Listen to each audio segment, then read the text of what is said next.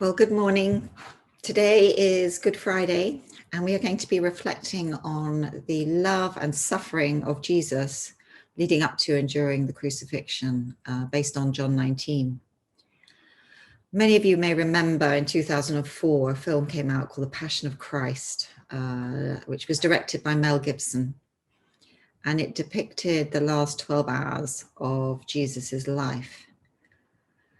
And I remember going to see this film with 3 girlfriends. I had asked Richard if he wanted to come with me, but I remember him saying to me that he couldn't actually bring himself to come. He said it would be like seeing your closest friend being brutalized, and he couldn't really bear it. So having prayed about it, I felt I did need to go. And so I went with these friends. And as you will remember, it's an incredibly moving film. Much of it is quite graphic. And I spent quite a lot of it with my jacket over my head. But one of my most abiding memories of that night was coming out of the cinema with my friends, and we were all having been really deeply moved, and we were in quite a somber mood. And one of my friends just turning to me and saying, "Jo, doesn't it make you love him more?" And I think this morning it's worth, on this day, reflecting again on what Jesus went through for those 12 hours, or just leading up to and during the crucifixion. In John 18, we see that Jesus' suffering and trauma starts.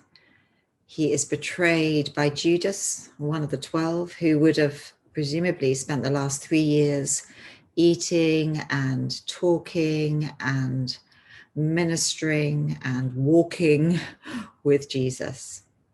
This was someone he would have known well. And yet he knew that Judas was going to betray him. He saw it coming.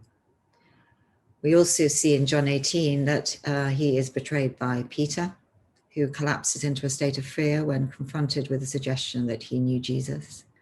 And he denies his closest friend 3 times. And we also see the Jewish leaders, supported by the crowd, crying out to Pilate for the execution of Jesus. And now when we get to John 19, we read that Pilate has Jesus flogged. Many of you will know that Roman flogging or scourging was a brutal form of punishment. There would be a whip, and it would have glass and metal on the end, and it would literally rip through the body, and often vital organs would be exposed, and many would die from that flogging.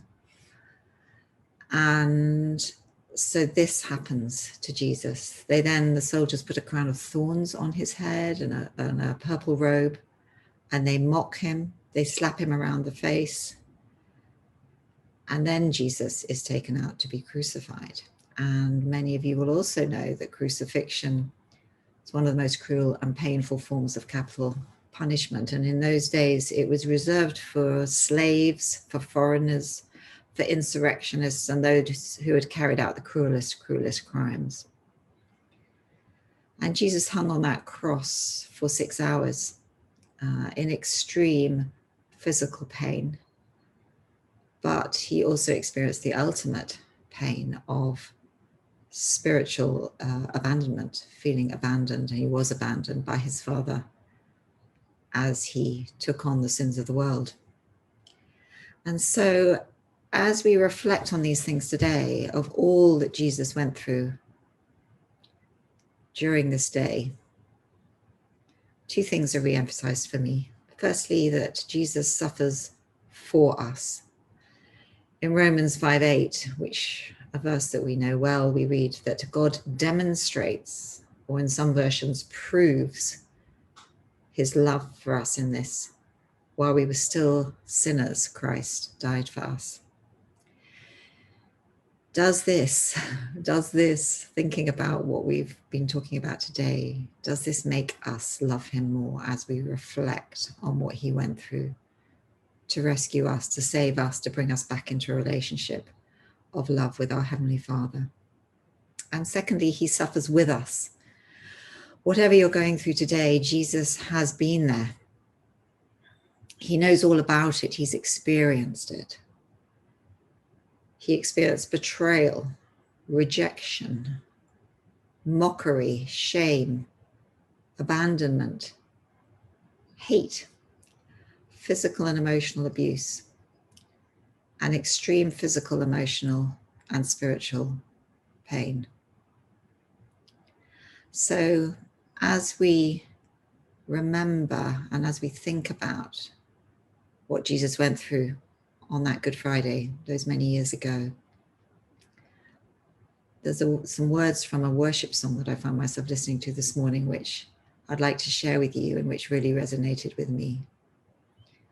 I remember your sacrifice and I abide in your love for me. And my prayer is that today and this weekend and going forward, that we would all be able to do that. God bless you, and I hope you have a wonderful Easter weekend.